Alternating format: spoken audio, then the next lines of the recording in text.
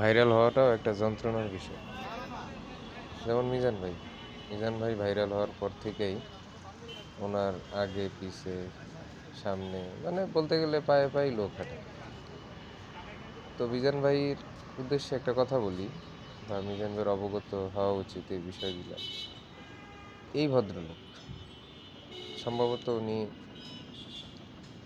সম্ভবত উনি অসহায়, বা ওনার পকেটে টাকা নেই, সে এখানে খাইতে আসছে।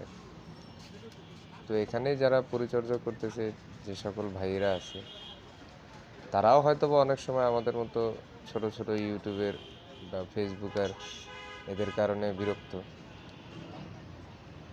হয়তো বা চাইলেও তদারকি করতে পারে না। কিন্তু সব ভাইয়ের উদ্দেশ্যে একটা কথা বলি, যে ভাই, মাথাটা ঠান্ডা রেখে সবসময় কাজ করা উচিত।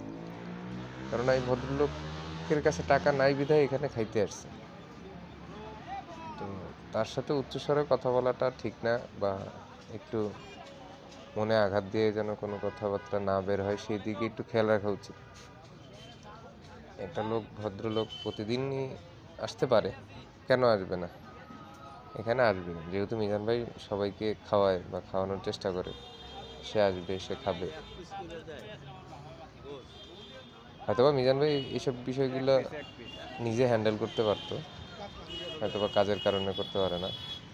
তো আমি মিজান ভাইয়ের উদ্দেশ্যে একটা কথা বললি, যে ভাই, এই যে ছোট ছোট বিষয়গুলা, এইগুলো একটু তদারকি করার চেষ্টা করবেন আপনি নিজে।